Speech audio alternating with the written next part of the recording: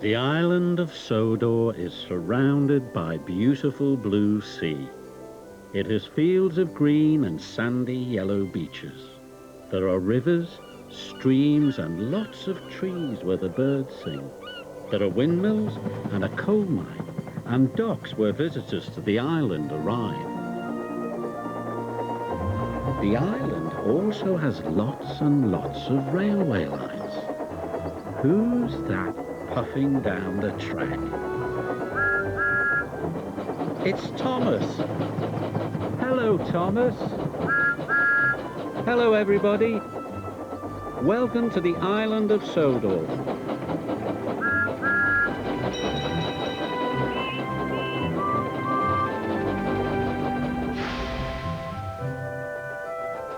It was a crisp, cold winter day on the island of Sodor. Snow lay thick on the ground. The engines were working extra hard. James was pulling the slow goods train. He had stopped at a signal. Percy pulled up alongside, carrying the mail. "Hello, James," said Percy. Then the signal changed to green. "Goodbye, James," whistled Percy, and he was off in a flash.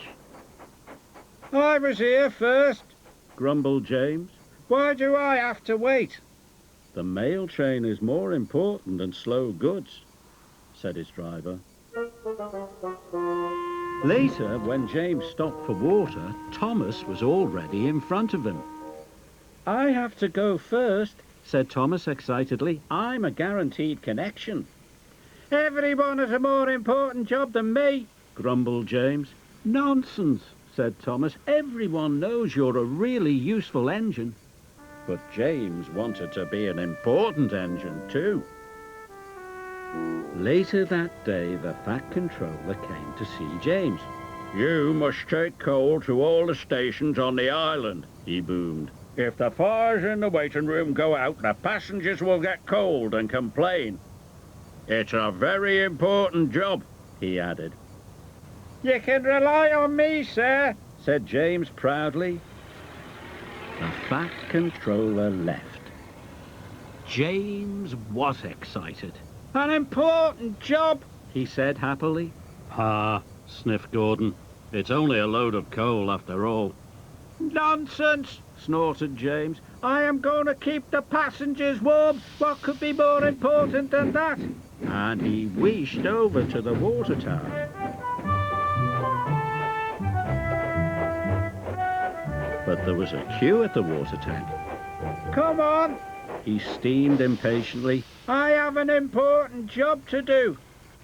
"Wait your turn, bossy boiler," said Thomas. James felt too important to wait, so he didn't.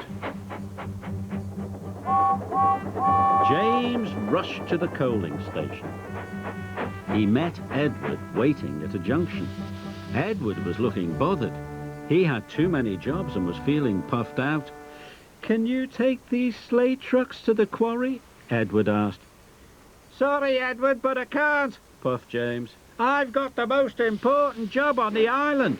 And he chuffed grandly away. James arrived at the coaling station. He buffered up to the coal trucks and was on his way.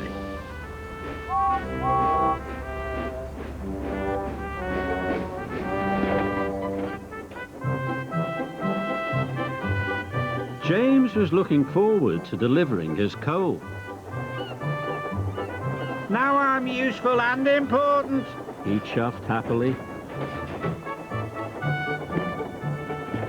Then there was trouble. James puffed harder and harder. He went faster and faster. Then he began to feel hotter and hotter.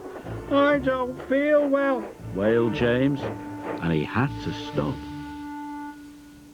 "Your water tanks have run dry," his driver told him. "We'll have to wait for help." Just then, Edward pulled up beside James. "Please, push me to the water tank," pleaded James. "I'm sorry," Edward puffed sadly. "You wouldn't take my trucks to the quarry, and now I'm running late with my passenger train." And Edward steamed away.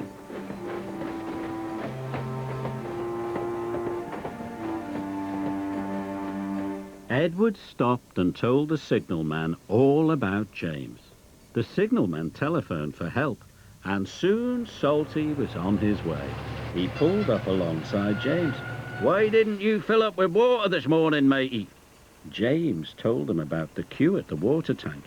"I've heard you were too busy to help Edward too," said Salty.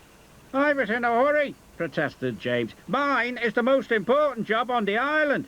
"No job is more important than helping another engine," said Salty firmly. And deep down in his boiler, James knew Salty was right. Thanks to Salty, James's water tank was soon filled and he was well on his way. He knew he had to make up for lost time. Then James saw Diesel up ahead. He had broken down and looked unhappy. James wanted to tease him, but then he remembered what Salty had said.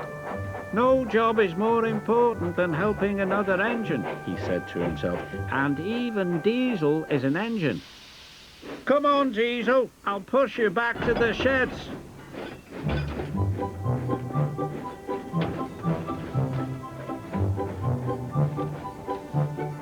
Pushing Diesel and pulling trucks was hard work. At last, James got Diesel to the repair yard, but he still had to deliver his coal.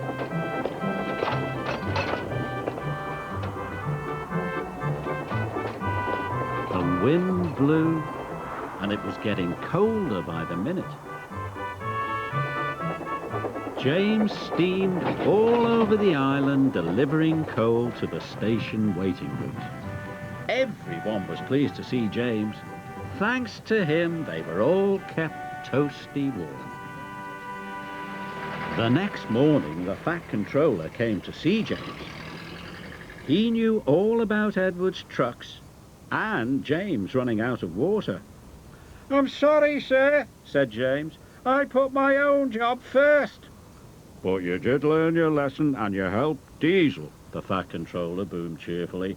"And you delivered your coal on time. You, James, are a really useful engine." James nearly burst with pride. "Thank you, sir," he said. Being really useful was better than feeling important.